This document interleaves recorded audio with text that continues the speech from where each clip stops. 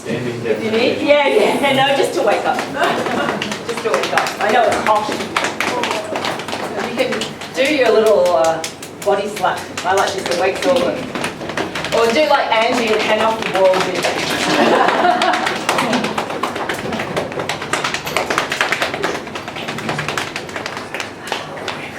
Many of you know this meditation already, right? Just a review for a lot of people. But it's a good one to do every morning when you wake up. So getting your priorities straight when you wake.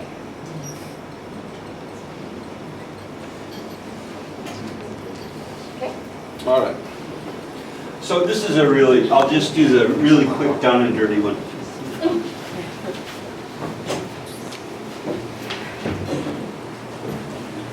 But as Cindy said, I've been recommending for years, and I did this myself as a practice for many, many years, to do some version of this every morning even before you get out of bed. So we'll do the easiest form of it, okay? It comes actually in a 12-part meditation, a 9-part meditation. We'll do the 3-part meditation. So just relax, close your eyes, concentrate on your breath for just a minute, just to get your mind focused. Just watch your breath go in and out of the nostril.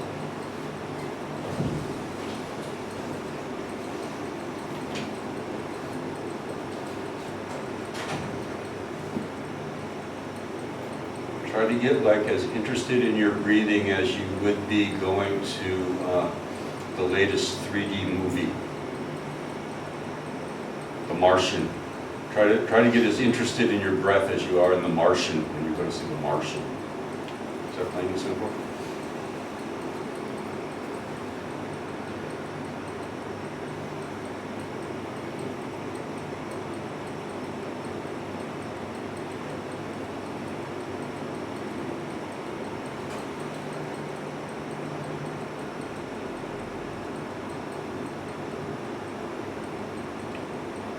So in Tibetan Buddhism, one of the types of meditation is called an analytical meditation. So we'll do it like that. The first, so you analyze. You analyze in this meditation. So the first thing we'll analyze is, will I die? And use the first person pronoun as you're thinking about it. Will I die? What do you think? And one way to think about, an analytical way of coming at it is to think, well, have other people I've known died? Think about the people that you've known who've already died, who've already passed away. Are you different from them somehow?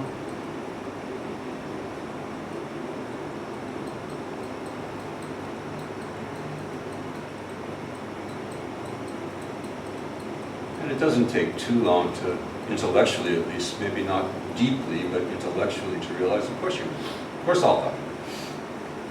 That my death is certain. So just try to hold your mind on that fact. My death is certain.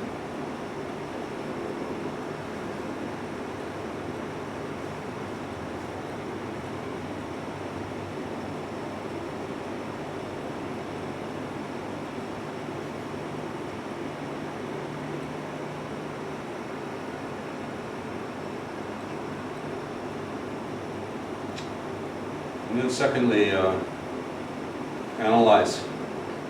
Do you know when you're going to die?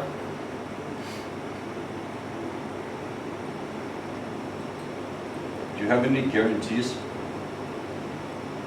Maybe you think, well, I lead a healthy lifestyle, I do a lot of exercise, I don't eat bad foods or something like that, but do you have any guarantees that you won't die from one of the many, many, many ways that could kill you?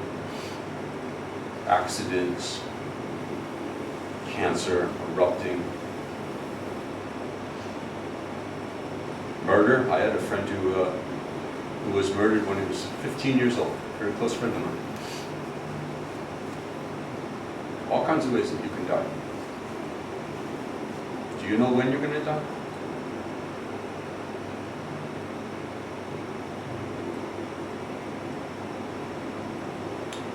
So then hold your mind on the fact that the time of your death is uncertain. It's absolutely uncertain. The time of your death is unpredictable.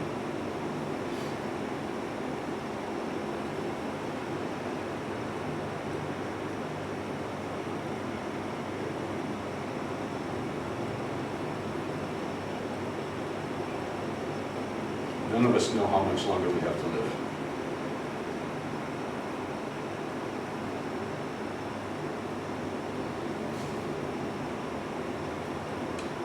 And then thirdly, analyze. What's going to be important when I die? What will matter? What will matter? And then you can review all the kinds of things that, we sort of think that matters in life when we're not thinking about our lives in relation to the certainty of our death and the uncertainty of the time of our death. Things that we think matter are our jobs, our money, our possessions, our entertainment, our relationships. There's an expression, we're working on our relationship. All of that work on relationships, all of that time spent on the job, all the time making money and making investments and saving and buying stuff, all that will matter not a bit.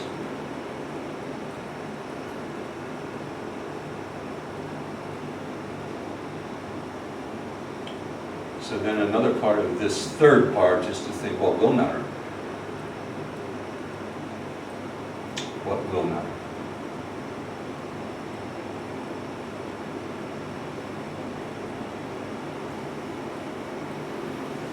What will matter is did you do your best to live a good life? Did you do your best to live a life the kind of life that you really should live? A decent life, an honest life, a life of service to others, a life in which you were part of the solution instead of part of the problem. That's going to be the only thing that really is going to matter at the end. So hold your mind on that.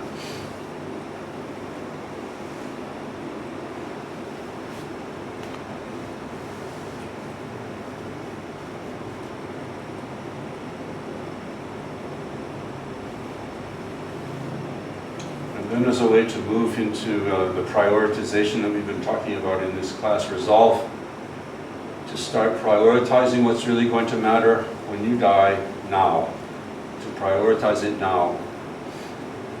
Start living a life now that you can be proud of when you die, and you don't know when that will be.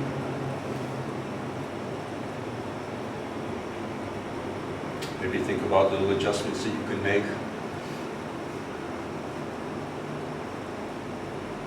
Little resolutions on how to live a little bit differently, a little bit better, a little bit more according to your ideals, spiritual ideals,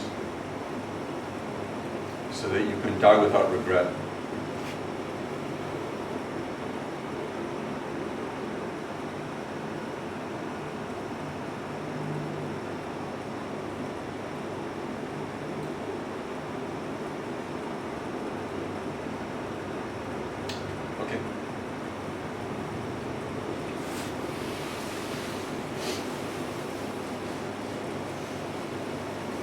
Everyone got the three parts? A lot of people know this meditation. My death is certain. The time of death is uncertain. And what's going to matter when I die? Those are the three parts of the meditation. And then the resolution at the end is kind of important too. Start doing what's going to matter when you die. Start doing it now. So the next part I'll do rather quickly because I'm going to do a whole evening teaching on it on Tuesday of this coming week, from victimhood to mastery at Cocoon Yoga Studio. Everyone know where that is? So the part here in the handout is knowing when to act and when to relax, and the verse associated with that is a very famous verse from the Guide to the Bodhisattva's Way of Life, a verse that you all, many of you are familiar with. If there's something you can do about it, why stress out? If there's something you can do about something, what's the point of stressing out? Just do it. Like Nike used to say, just do it. Do they still say it? Just do it. My brother-in-law works for Nike, I should know. I think they still say that. Yeah. If there's something you can do about it, there's no point in stressing. That doesn't help you get it done. Just do it. If there's something you can do about it. Then what's the next part? If there's nothing you can do about it, why stress out? There's nothing you can do about it. What's the point of stressing out? So this is a great verse. I love this verse. When does Shantideva say that we can stress out? Never. Okay? There's never a point, there's never any time in life where it makes any sense to stress out. If there's something you can do about it, just do it. Don't stress out about it. And if there's nothing you can do, what's the point of stressing out about it? You see? Here's an example. So the key is to know the difference between when there's something you can do about it and when there's nothing that you can do about it. Here's one very good example.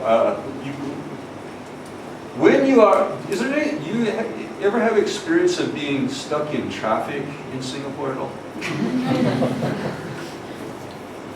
Is there something that you can do when you're stuck in traffic?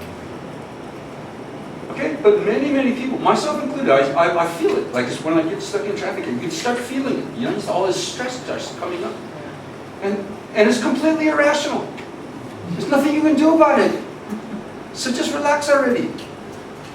All right? And there's lots of situations like that in life. I'll talk more about it on Tuesday. And if there's something you can do about it, well, there's just get busy.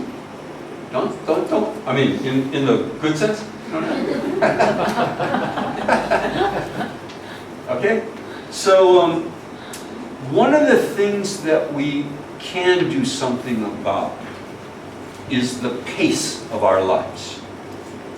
The pace, the tempo of our lives.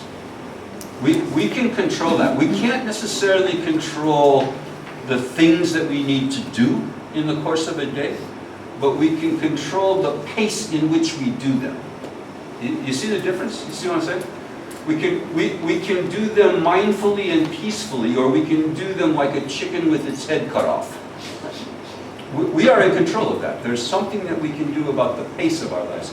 As part of research for this course, I went on the internet. I found an article by someone named Hannah Rosin, R-O-S-I-N, and it's entitled, "You Are Not As Busy As You Say You Are." Very interesting article. She says, the art of busyness, okay, this is kind of related to the cult of busyness or the disease of the art of busyness, is to convey genuine alarm at the pace of your life. Oh my God, I'm so busy, you know? To convey genuine alarm at the busy pace of your life. And a helpless resignation, as if someone else is setting the clock. You know, I can't do anything about it. I'm so busy, and this is just kind of forced on me somehow. All these things I have to do. As if someone else were setting the clock. And yet, simultaneously make it clear that you are at the top of your game. Oh, I can handle it, you know. I'm so busy, and I'm not in control of my life, and I have so many things that are being imposed on me, but I can all handle it. Right? Make it clear you are at the top of your game. To be deep in the overwhelm. Overwhelm has become a noun. The overwhelm. It's not only a verb now. The overwhelm. You know? We're all overwhelmed. So we're in the overwhelm. To be deep in the overwhelm requires not just doing too many things in one 24-hour period. Not just that. But doing so many different kinds of things that they all blend into each other. And a day has no sense of distinct phases. Very keen observation. Like there's no time off. You see, there's no time when you go to work and then that's delineated, and comes to an end, and then you go home and have leisure, and that comes to an end, and then you sleep. And, it's all just kind of free flow now. It's all just flowed into one another. And that's a decision. That is something we can control. So, we all have many of us have jobs, many of us have things to do, but we can decide when, to some extent, we can decide when we're not going to work, when we're not going to when we are going to interact with our families, fully. We can decide the pacing of our lives. We have different things that we need to do in life, but it's all kind of merged into this one big kind of seamless, busy, kind of day. So that's one way of thinking about what we can control. We can't maybe necessarily control the responsibilities that we have. They come to us. So we, can't stress out about it because there's nothing you can do about that. But what we can do something about, so no stress on that, is to be able to make decisions about the phasing of our day, the phases of our day. You see what I mean? Everyone understand what I'm talking about? It doesn't seem like it. Maybe it's become such a phenomenon that we don't even know what we're talking about here. There is a time when you can punch into work. They used to have these clocks where you punched in. You still understand that expression? Punch in, and then you can also decide when to punch out. Okay? And then truly enjoy your leisure, or truly enjoy the time with your friends or your family. But the idea that the clock is kind of always running has become a phenomenon in our lives, where we don't have any kind of phases or tempos anymore. It's all just one kind of flow of busyness. So anyway, that's enough maybe on that verse. To know which is which, if there's something you can do about it, why stress out? And if there's nothing you can do about it, why stress out? And to know which is which. One more thing about that, and this is something I'll talk about a lot on Tuesday. In general, what we cannot control is external events. Okay? What we can control is our internal responses. Okay? And so that's another way to think about which is which. And in either case, there's no sense in stressing out. No sense in stressing out about what you can't control, the flow of the external events in your life. And there's no sense in not taking control of what you can take into control. And that is your internal life, your spiritual life, your inner life. And so we'll explore that more on Tuesday. There was a comment earlier at the class about another aspect of why many of us are so busy, and that is that we don't say no enough. Okay, so maybe a mantra for today. What was the mantra yesterday? It's just a job. It's just a job. It's just a job. Okay, so here's a mantra for people who say yes too much. Can you do this? Yes, I'll do that. Can you do this? Can you take this on? Yes. Okay, so say Om. Oh. No.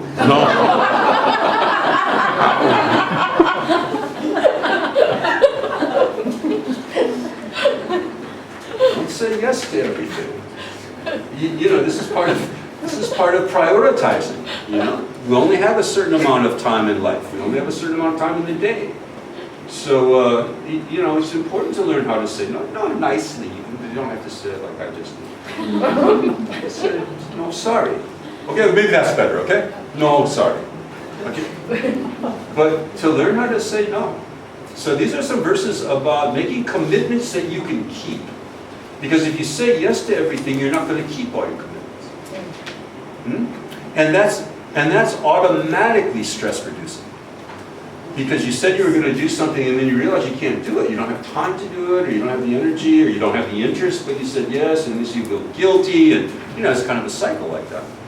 This is from the guide. Before beginning, take stock of your resources and then decide whether to undertake a project or not. So before you say yes, you say, well, do I have enough time to do this? you know, and if you realize that you don't, then you say, no. Right? Sorry, yeah. Sorry, no. It's very interesting. Shanti Davis says, says the next part is, it's better not to begin at all than to quit something you've started. Okay? So over committing, saying yes all the time, means that there's going to be a certain amount of things that you never actually, finish, that you never actually kind of get to or finish. So he says, better not to even begin than to begin and then quit. And then the next verse says, why? This habit of not doing what you say you will extends into future lives. And because of this vice, calls it a vice, one's suffering increases. Another timely opportunity to act is wasted, and what needs to be done is left accomplished. Unaccomplished, sorry. So not doing what you say you're going to do becomes a habit. If you say you're going to do everything, if you keep saying yes, yes, yes to everything, you will not do what you say you're going to do. Because you can't do everything that you said yes to. And then that becomes a habit. And that habit actually, not doing what you say you're going to do, is related in the Buddhist text to what's called idle speech. Idle speech, one of the 10 major misdeeds. It's just saying you're going to do something and not do it. It's a form of idle speech.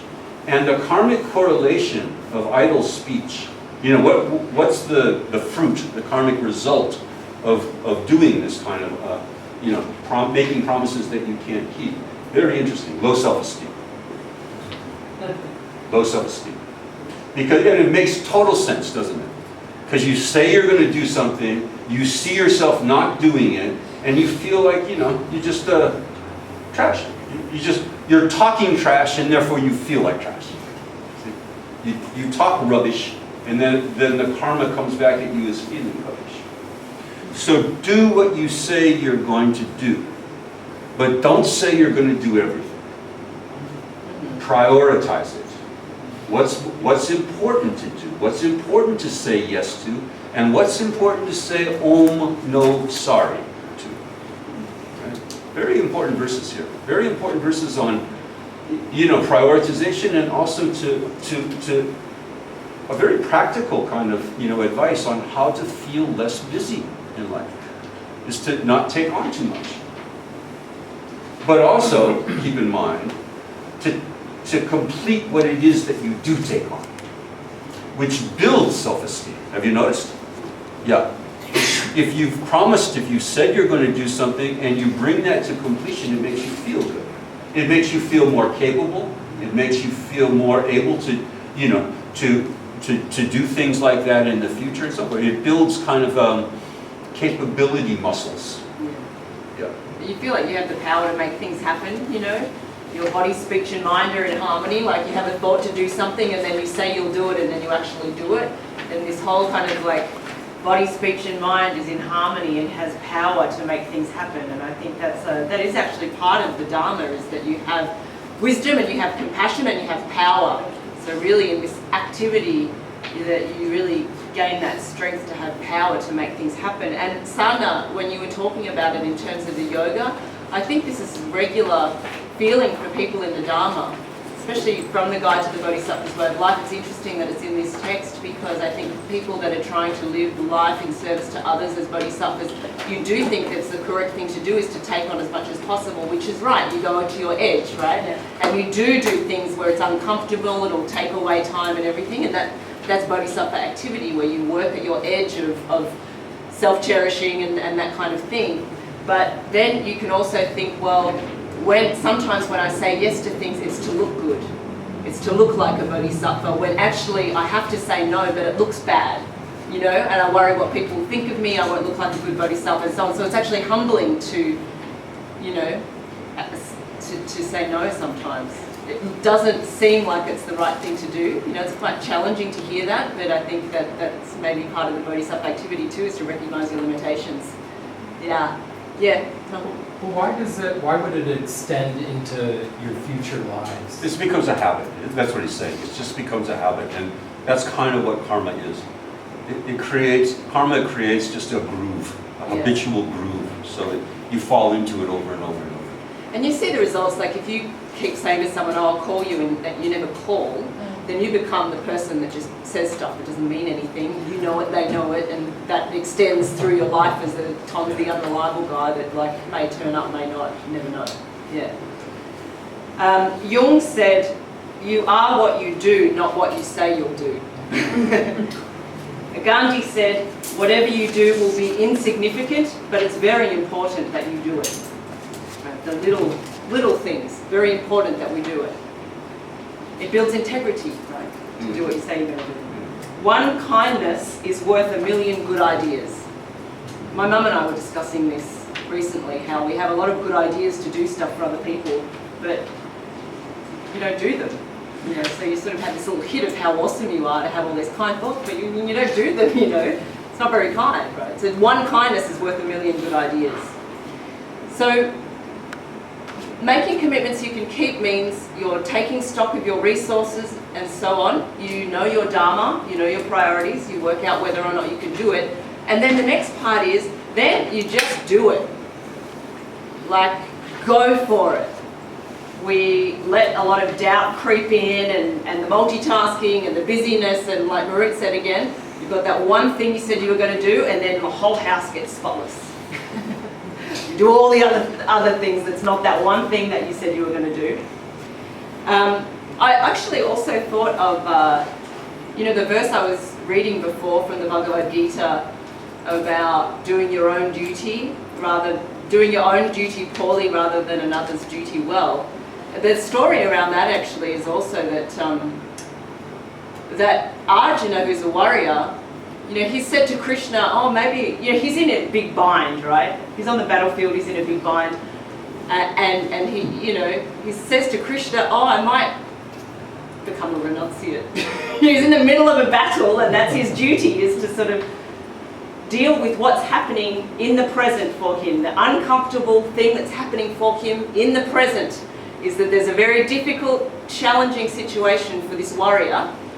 And then he starts thinking, oh, maybe I'll become a renunciate, you know, go out into the cave and start meditating. And so Krishna's like, what are your responsibilities here, you know? We have this great diversionary tactics to not do what our duty is. And I thought that was kind of interesting too, in terms of, you know, your spiritual life, is to know, to take responsibility and know when the appropriate time is to do the appropriate actions. So the next verses are actually quite interesting. So once we've agreed to do something, you just do it. And the title here is being intoxicated with what you are doing. So listen to this. You should be addicted to whatever action you undertake. Like someone who craves the thrill that comes from playing a game, you should be insatiable and intoxicated with that action. So Shanti David's been really challenging here. He's been kind of, you know, provocative, because these words are all banned in Buddhism. You know, addicted, craving, intoxication. These are all words that you're sort of supposed to think, oh my God, that's really bad. But he's saying, be addicted, be intoxicated with the action that you're doing. Be addicted to whatever action you undertake. So it's quite interesting that he's using that language, because if you really think of an addict, they put their heart and soul, right? If you've been addicted, and we're all addicted, okay? We're all addicted to something. So think about what it is that you're addicted to, and how you put your heart and soul and your full concentration and your like incredible mindfulness.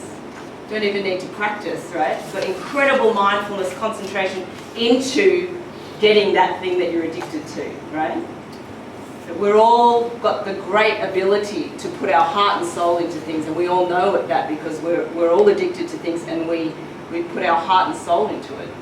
Like I used to think about how when, you know, I used to go to raves, and I used to be like obsessed with organising, going to the rave, and what am I going to wear, and you know, what are we going to do there, and how are we going to get there, and you spend weeks organising it, and you're just addicted to it. And imagine putting that energy into meditation, you know. What am I going to meditate? What am I going to wear? What kind of tea should I drink? Should I drink chamomile or peppermint? Which is going to make me high or low, you know? Just the way that you would go to a rave, you organise all of the stimulants and everything, you know? So the thing that you're addicted to, you put all the energy into that, and then meditation, you're like, meh, I might sit, I might not, whatever. So if you've decided that you're going to do it, be like an addict.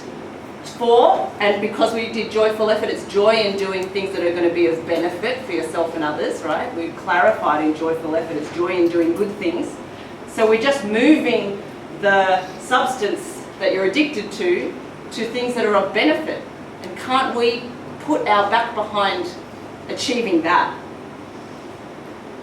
But he also uses the language, the thrill, craves the thrill that comes from playing a game. So that's the joyful part of joyful effort, you know. Like you're playing a game, we'll talk about this tomorrow, like work as art, life as play. We can have that sort of joy and thrill that comes from playing a game or running a race, or have some enjoyment as part of it. It doesn't have to be so serious. Every action is performed with the hope that it will bring about happiness, even though that happiness may or may not come about. But how can an action bring about happiness if no action at all is performed? So you play the game like a race, you know. It won't bring about happiness, definitely, if you don't do it. I should finish it off here. And so when a job has been completed, you should throw yourself into another task, just as an elephant who is sweltering in the midday sun immediately plunges into a lake. I love this image. A big elephant just plunging itself into a lake. And in the Tao Te Ching, it says something that reminded me of this verse. Therefore the master acts without doing anything and teaches without saying anything. Things arise and she lets them come. Things disappear and she lets them go. She has but doesn't possess, acts but doesn't expect. When her work is done, she forgets it. That is why it lasts forever. So when a job has been completed, you should throw yourself into another task immediately. Here they're really talking about this idea that, I don't know if you know the Zen teacher Shunryu Suzuki, but he talks about once you've done something, you burn yourself like a bonfire. You don't stink it up by sticking around like, hey, did you notice that I did that thing I told you I was going to do? You don't stay. You don't stench up the activity by staying and making it all about you. You immediately, insatiably, with great, intoxication, move on to the next task that you've promised to do. Van Morrison says, the point of jazz is you do something and then you go on. So, like work as play, life as art, your work is like music. You do something and then you go on. You don't like play jazz and then go, oh, did you hear that? Oh, did you hear that bit? Right? You're doing it and then you go on, you move on. You don't stink it up with how awesome you are about it.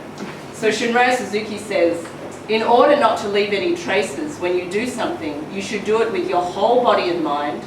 You should be concentrated on what you do. You should do it completely, like a good bonfire. You should not be a smoky fire. You should burn yourself completely. If you do not burn yourself completely, a trace of yourself will be left in what you do. You will have something remaining which is not completely burnt out. Zen activity is activity which is completely burned out with nothing remaining. When you do something, you should burn yourself up completely like a good bonfire, leaving no trace of yourself. It's like no trace, no self, no problem. It's swift like the wind, moving swiftly like the wind. And when your strength begins to decline, you should quit so that you can re-engage later. We'll talk about this tomorrow. When the job has been completed well, you should leave it and move on with a craving for more and more. So we'll talk about this also in the fourth class, that there's a Buddha of activity and they're like that. They're actually moved by the element of wind, which means that the Karma family is a family of Buddhas that moves as swiftly as the wind, accomplishing the needs of all living beings while simultaneously recognizing that everything is already accomplished.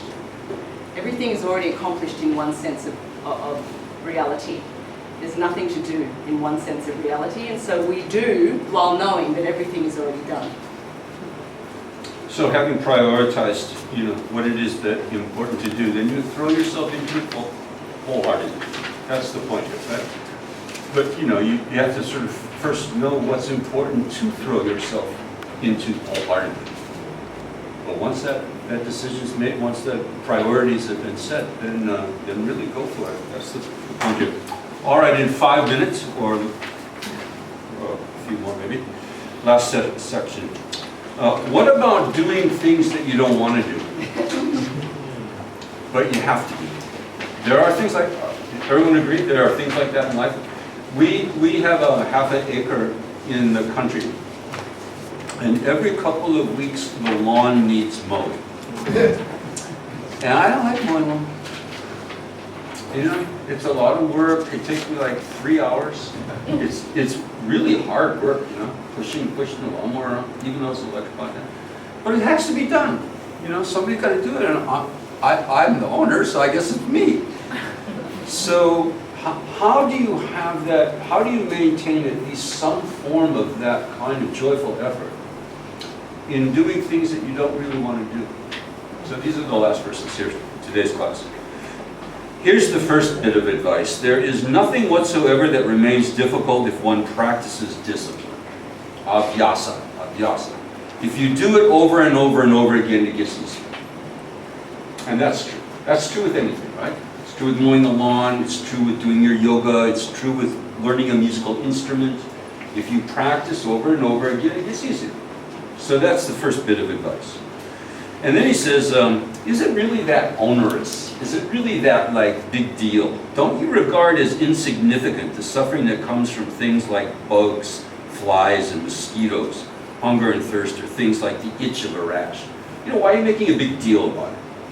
It's just the lawn. Mow the goddamn lawn, Don't sit around saying, oh, I wish